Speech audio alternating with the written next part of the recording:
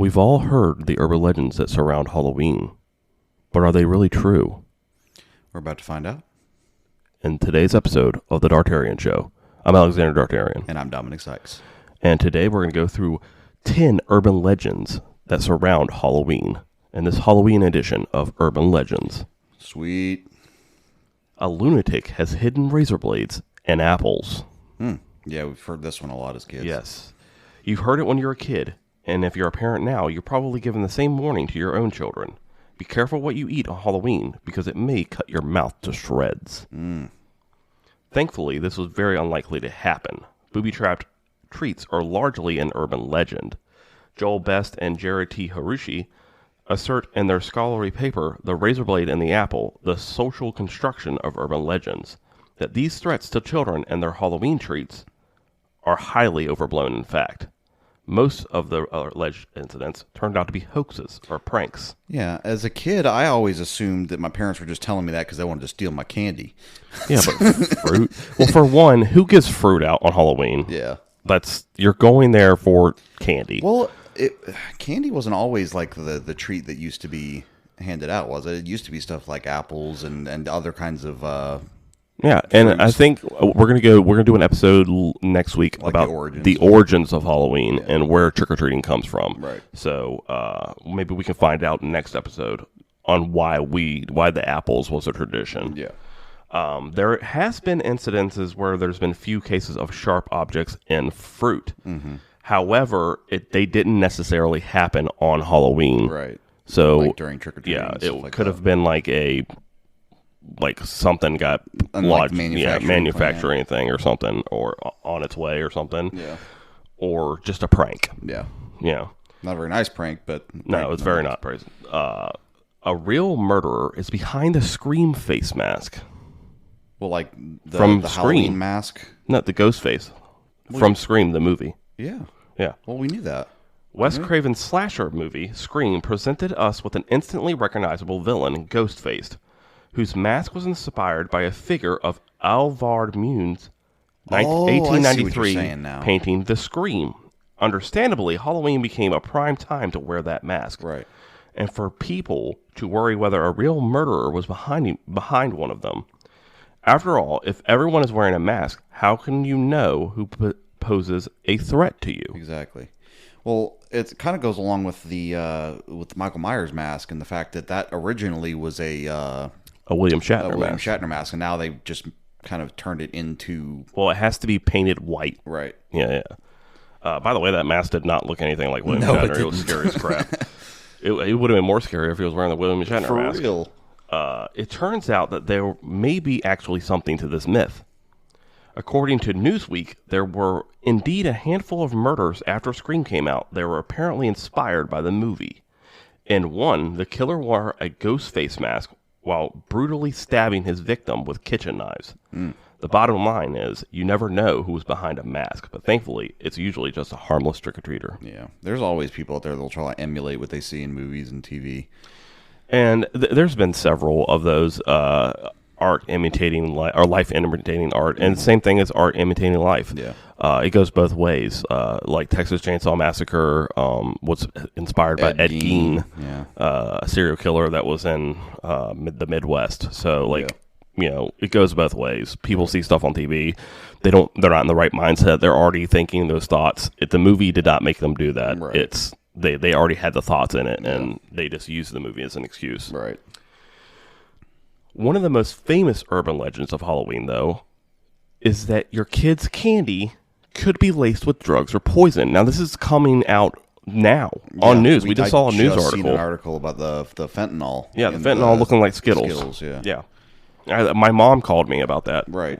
Saying, hey, don't let your kids trick-or-treat because there's fentanyl out there now. Yeah. And I was like, Mom, they're not going to waste fentanyl on kids. It's expensive. Chances are your crazy neighbor isn't tampering with children's sweets on Halloween. This myth really took hold in the 1980s when someone in the U.S. put cyanide in on pharmaceutical on store shelves. The Tylenol murders of Chicago. Ah.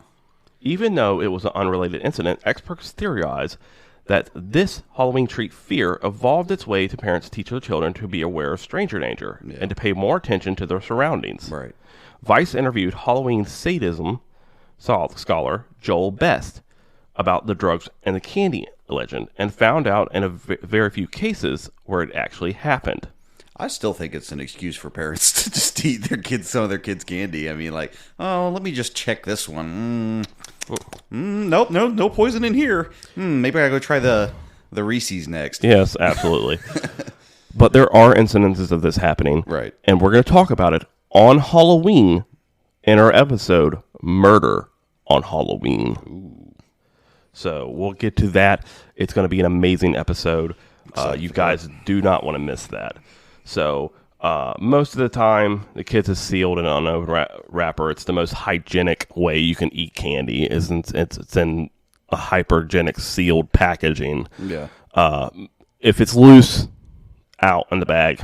Like if a chocolate becomes unwrapped, it's not hygienic. Just throw it away. It has not germs on necessarily it. Poison. It's just I wouldn't eat it. Yeah, it has germs on it, especially with COVID. Yeah. Still around. It's not a pandemic anymore, but it's still around. You just don't want to give your kids any kind of illness if unnecessarily. Yeah. I mean, they get more at school, but have you ever heard of those temporary tattoos? I'm sure you have as kids. Yeah. Like you put them on and you put a warm rag on it. Yep. And then you peel it off. Mm-hmm. Right? Well, there's an urban legend that those temporary tattoos aren't safe. Really? Yeah.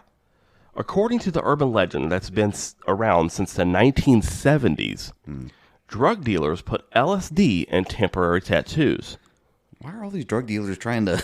It's because people think that they're marketing to children so they can have drug addicts later. Yeah. But children don't have any money. Yeah. So that's not smart business. Yeah. The reasoning, they're trying to get new customers by tricking unsuspecting kids to trying to go drug. Another variation of this tale adds that the LSD is laced with the deadly poison strychnine. According to Snopes, there has never been a verified case of this actually happening. Right. Even though some schools occasionally send out warnings when the rumors resurface. Mm-hmm. So I have heard of the temporary tattoos having LSD in them, but not giving them out to kids. I think it's just a way for people to take LSD. Yeah. Like, I think that's where it started, and then they're like, oh, well, let's give them the kids. Or maybe a kid accidentally grabbed it or something like that. I think that'd be more likely. Yeah, but like a parent had gotten some. And but even then, like, they're not targeting kids. These drug dealers aren't targeting kids. They don't have money. Maybe teenagers. Yeah. Teenagers would make more sense because they can actually get a job. Yeah. But your 5-year-old, no, they're not. I seen an episode somewhere where they the parents had gotten like pot brownies or whatever, and it had gotten mixed with something, a different types of brownies that were supposed to go out for trick-or-treaters, or whatever. And they ended up giving them out to kids by accident, but I'm pretty sure they couldn't die from that though. I think that they get sick, but if they're allergic to it, then yes, obviously they could die from it. You can die from anything, but I don't believe that you can die from poison or from weed brownies. Have you ever bobbed for apples? Yeah, a long time ago. If you've ever been to any fall festival or Halloween party, I think they call them fall festivals now because people have a problem with the Halloween parties due to misconstrued ideas of what Halloween is. There is always a booth for bobbing for apples. Yeah, why is that? It goes along with a tradition later on, and like I said, we'll get into it next episode with origins. But so the apples you're bobbing in are poisoned. Oh. Yeah, so bobbing for apples is an old school Halloween tradition. Originally, it was a kind of matchmaking game for young women. I guess that would make sense. According to History.com, there were several variations of the game in which women would supposedly learn their fate of her love life based on which apple she picked.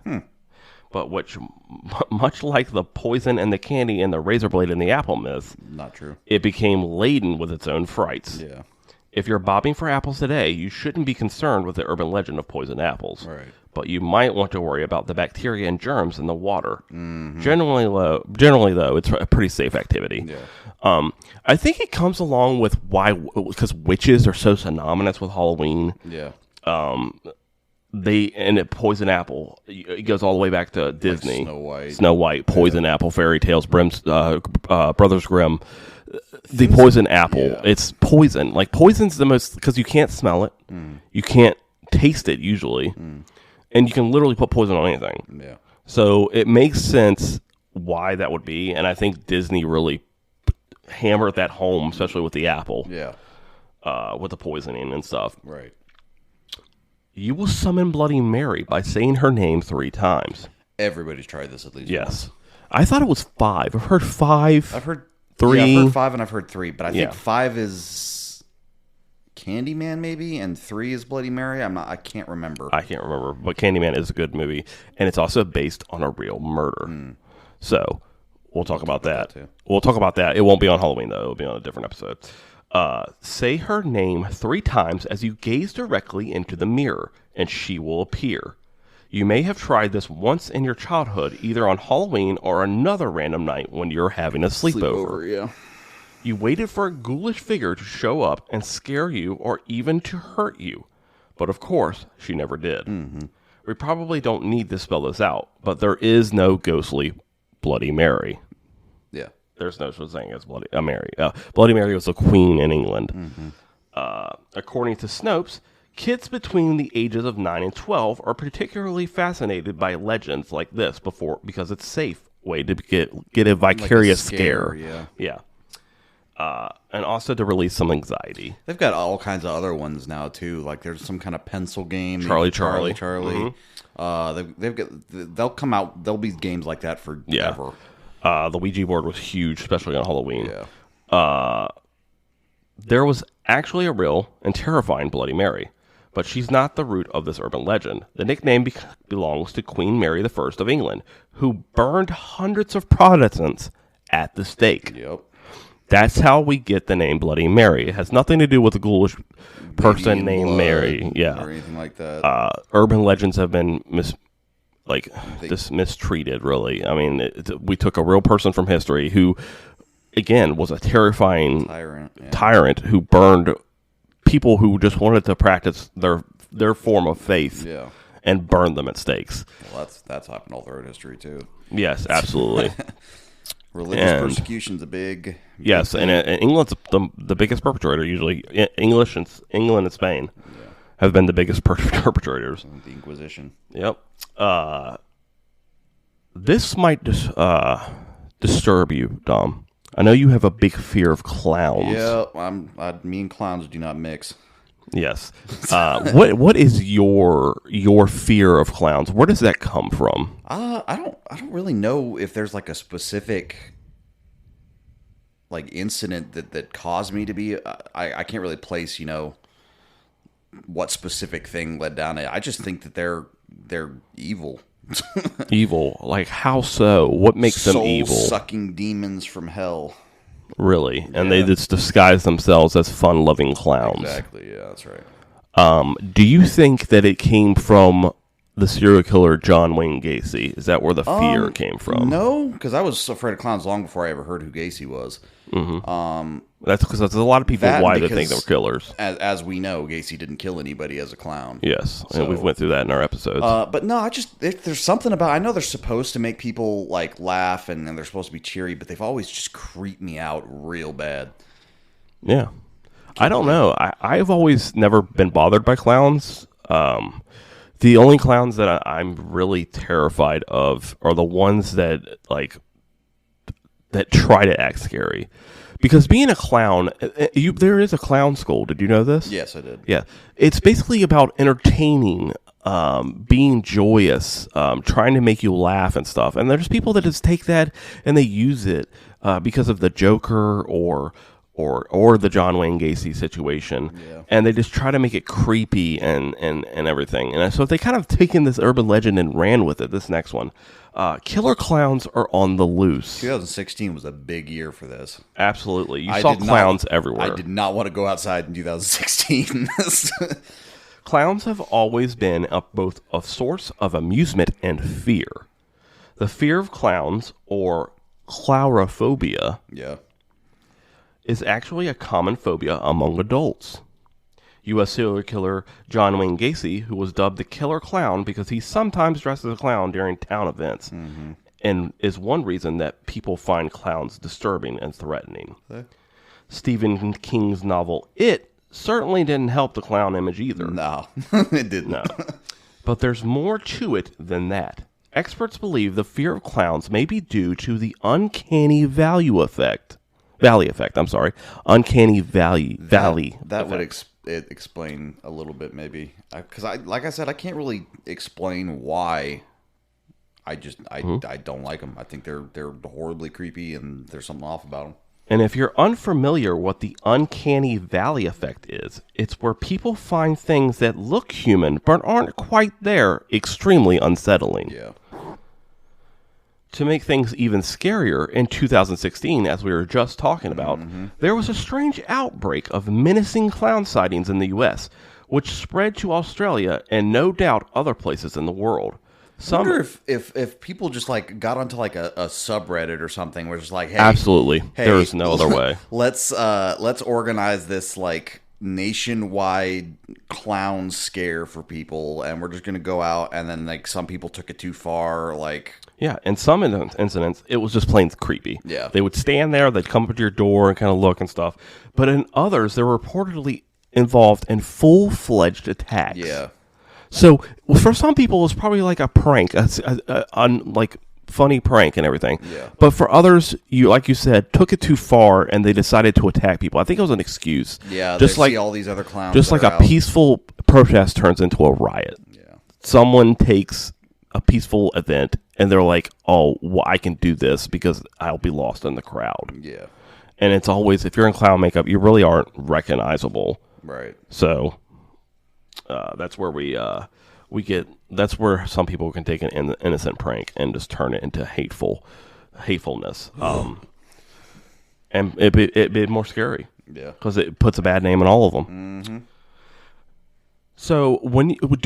So do you think it's okay for parents to let their kids go trick-or-treating by themselves? No, I do not. Why? There's way too many things out there that could happen. I mean, even if you take out the fact that there are people out there that could kidnap or kill them, they could get hurt, and there isn't anybody around to be able to help them. You know, it's dark outside. They could get hit by a car.